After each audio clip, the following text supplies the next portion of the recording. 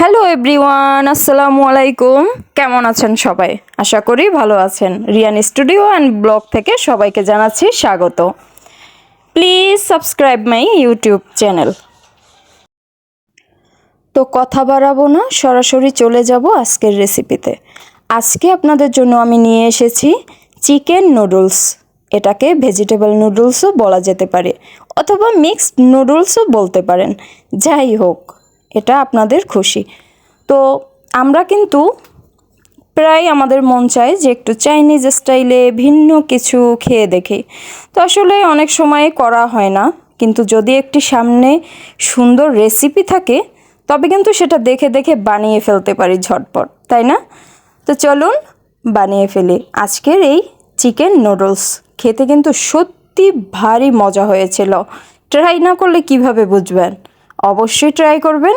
আর আমার চ্যানেলটি please subscribe করে দিবেন যাতে প্রতিদিন নতুন নতুন ভিডিও পান।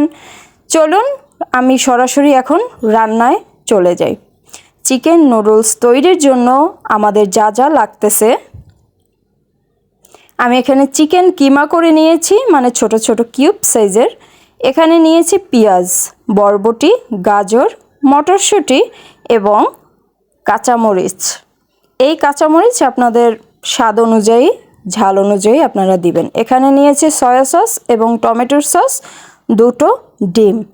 আসলে আমি এখানে টমেটো ইউজ করিনি, কেননা গাজর দিয়েছি। টমেটোটা নুডলসে দিলে আমার বেশি একটা ভালো লাগে না, এবং যেহেতু সস আমি অ্যাড করব সেক্ষেত্রে আমার এক্সট্রাভাবে টমেটো দিতে হবে না বলে আমি মনে করি। তো চলুন সরাসরি এখন আমরা রান্নায় চলে যাই। উপকরণগুলো কি, একদমই বাসায় থাকা জিনিসগুলো দিয়েই আমরা আজকে তৈরি করে ফেলতে পারবো। তো আসুন আমরা সরাসরি রান্নায় চলে যাই। এখানে আমি একটি প্যানে গরম পানি ফুটিয়ে নিয়েছি। এর মধ্যে কিন্তু তেল এবং লবণ দিয়ে দিয়েছি। এটা আমার ভিডিওতে দেখাতে সত্যি মনে নেই। তো যাই হোক, এর মধ্যে তেল এবং লবণ দিলে আসলে নুডলসটা একটার সাথে একটা লেগে যাওয়ার ভয় থাকে না। অনেক সময় নুডলসটা কেমন নরম হয়ে গেলে একটার সাথে একটা লেগে যায়, সেই চান্সটা আর থাকবে না। তো যাই হোক, আমি ভালোভাবে এখানে সেদ্ধ করে নিচ্ছি। এর মধ্যে আমি এবার দিয়ে দিব গাজর কুচি। গাজর বলেন বা যে কোনো সবজি বলেন, পরিমাণটা একটু অল্প দিবেন, তবে নুডলসের স্বাদটা একটু ভালো থাকে। বেশি দিলে কিন্তু খেতে ভালো লাগে না, মনে হয় যেন কোনো সবজি রান্না হচ্ছে। যাই হোক, এর মধ্যে আমি অ্যাড করে দিলাম বরবটি কুচিগুলা। আমি অত বেশি ছোট ছোট করিনি, মিডিয়াম মিডিয়াম করে ভাজি স্টাইলে আর কি এগুলো করে ফেলেছি। এমনিতেই তো বুঝেন গরমের মধ্যে রান্না করা এতটা কঠিন। তো যাই হোক, সেদ্ধ কিন্তু কমপ্লিট আপুরা। এখন আমি এটা ঠান্ডা পানি দিয়ে ভালোভাবে ধুয়ে নিচ্ছি। আহা, আমার ভিডিওর স্ট্যান্ড দেখা যাচ্ছে। যাই হোক, নুডলসটা মোটামুটি কিন্তু ধোয়া কমপ্লিট। ঠান্ডা পানি দিয়ে ধুয়ে নিলে সুন্দর ঝরঝরে হয়, রান্নার সময় কোনো সমস্যা হয় না। এখন চুলায় একটি প্যান বসিয়ে নিলাম। এর মধ্যে আমি অ্যাড করে দিলাম পেঁয়াজ কুচি। আমি ভিডিওটা করছি একদম বাজেভাবে, কড়াইটা উল্টা পাল্টা দেখা যাচ্ছে। যাই হোক, এর মধ্যে আমি দিয়ে দিয়েছি কাঁচামরিচ, 4-5টা কাঁচামরিচ মাঝখান থেকে কেটে নিয়েছিলাম। পেঁয়াজটা আর কাঁচামরিচটা একটু ভালোভাবে ভেজে সুন্দর যখন একটা ব্রাউনিশ টাইপের কালার চলে আসবে, ওই পর্যায়ে আমি অ্যাড করে দিব চিকেন কিউবগুলা। আপনারা চাইলে এটা গরুর মাংস দিয়েও করতে পারেন, তবে সেক্ষেত্রে কিমাটা ব্লেন্ড করে নিতে হবে। তবে আর বেশি একটা মানে পানি বা কিছু অ্যাড করতে হবে না।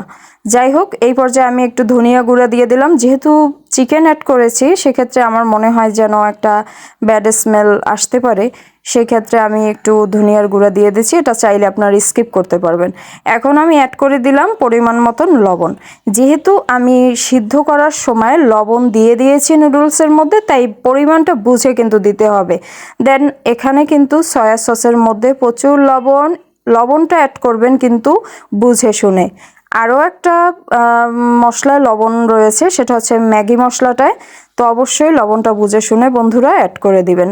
দেখুন কড়াইয়ের অবস্থায় এদিকে ঘুরে ওদিকে ঘুরে, মানে কি যে একটা ভিডিও করলাম কালকে। তো যাই হোক, আমার কিমাটা কিন্তু লাল লাল করে ভেজে নিয়েছি। এখন দিয়ে দিলাম একটু সয়া সস। এটা দিয়ে ভালোভাবে আমি এটাকে ভেজে নিয়েছি। এই পর্যায়ে আমি ডিম দিয়ে দেব। ডিম দিয়ে ভালোভাবে আমি নেড়ে চেড়ে নিলাম। ভাজা কিন্তু মোটামুটি হয়ে গিয়েছে। এখন আমি এই পর্যায়ে এর মধ্যে অ্যাড করে দিব সেদ্ধ নুডলসটা।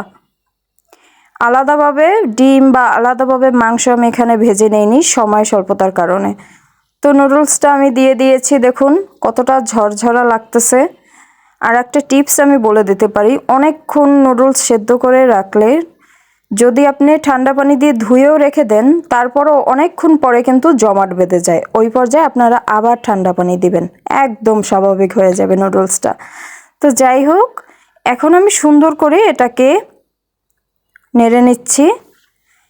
খুবই খুবই কালারফুল হয়েছে, তাই না? নুডলসটা সত্যি অনেক ভালো লাগতেছে দেখে।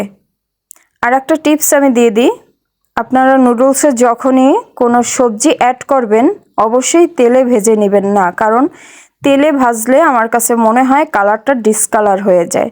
সবজির সাথে মানে নুডলসের সাথে যদি কোনো সবজি দেন অবশ্যই এটা সিদ্ধ করে নেবেন। এই পর্যায়ে আমি দিয়ে দেব টমেটোর সস। তো টমেটোর সস যেহেতু দিয়েছি তাই আমি আর টমেটো অ্যাড করিনি, আমি শুরুতেই বলেছিলাম। তো যাই হোক, আমার কিন্তু টমেটোর সস দেওয়া কমপ্লিট। এখন মোটামুটি কিন্তু রান্না শেষ পর্যায়ে চলে এসেছে। তো ভালোভাবে আমি আবারও মিশিয়ে নিলাম। এখানে কোনো টেস্টিং সল্ট অ্যাড করার দরকার নেই, যেহেতু soya sauce, tomato sauce, extra কোনো আর টেস্টিং সল্টের প্রয়োজন নেই এবং এটা খুবই ক্ষতিকর। আরও মশলাটা আমি যেহেতু অ্যাড করব, এই পর্যায়ে আমি এখন রাঁধুনি যে ম্যাগি মশলা সেটা আমি দিয়ে নিচ্ছি। আমি কিন্তু আমার নিজস্বভাবে ভয়েস দিচ্ছি, এখানে কোনো এডিট করতেছি না, একসাথেই আমি সব কথাগুলো বলে যাচ্ছি, কোনো এডিট করতেছি না। ভুল হলে প্লিজ ক্ষমা করে দিবেন। আমি আসলে চাই না যে আমার কথাগুলো এরকম এডিট করে আমি দেই, কারণ একসাথে আমরা এতক্ষণ কথা বলে অবশ্যই ভুল হবে এবং সেটাই শুনতে ভালো লাগবে, তাই না? তো দেখুন কারেন্ট চলে আসছে, এতক্ষণ কিন্তু আপনাদের অন্ধকারে ভিডিও দিছি, কোনো ফিল্টার দেই নাই। হ্যাঁ, অবিশ্বাস করবেন না প্লিজ, কারেন্ট চলে আসছে। আলহামদুলিল্লাহ, কি সুন্দর ঝরঝরা হয়েছে। আমি জানি প্রতিটা যারা দেখতেছেন প্রতিটা মানুষের জিভে জল চলে আসছে, কিন্তু প্লিজ দেখুন, আমার কিন্তু এটা ভালো লাগবে না যদি বাসায় আপনারা ট্রাই না করেন। অবশ্যই ট্রাই করবেন আমার আপুরা। তো এই পর্যায়ে আমি এখন এটা নামিয়ে সার্ভ করে ফিরে আসতেছি। ভালোভাবে নেড়ে চেড়ে নিয়ে একটু গরম গরম পরিবেশন করলে এর সাথে আপনারা শসা কুচি দিয়েও খেতে পারেন বা অনেকে সস দিয়ে পছন্দ করে। আমি আবার পার্সোনালি সস দিয়ে নুডলস ভালো লাগে না, মনে হয় সব কিছু মুখের মধ্যে অ্যাডজাস্ট হয়ে যায়, কেমন যেন নুডলসের স্বাদটা পাই না। এত কষ্ট করে রান্না করেছি, এখন কি একটু খেয়ে না দেখলে হয় বলেন তো? এই যে আপনাদের রেখেই খেয়ে ফেলতেছি আপুরা, অস্থির লাগতেছে, অনেক মজা হয়েছে সত্যি। আমি চিকেনটা একটু খেয়ে দেখি। বাহ, দারুণ তো। উফ, ঝালটাও অনেক পারফেক্ট হয়েছে সত্যি। এত মজার, এত মজার, বিশেষ করে শীতে, সামনে আমাদের শীতের সিজন চলে আসছে। আপনারা অবশ্যই অবশ্যই বাসায় ট্রাই করবেন। সবজি থাকবে বাসায়, প্রতিটা বাসায় বাসায় এই ধরনের সবজি তখন অ্যাভেলেবেল থাকবে। অবশ্যই ট্রাই করবেন, অনেক মজা হয়েছে। সবাই সুস্থ থাকবেন, ভালো থাকবেন, আমার জন্য অনেক দোয়া করবেন। আল্লাহ হাফিজ।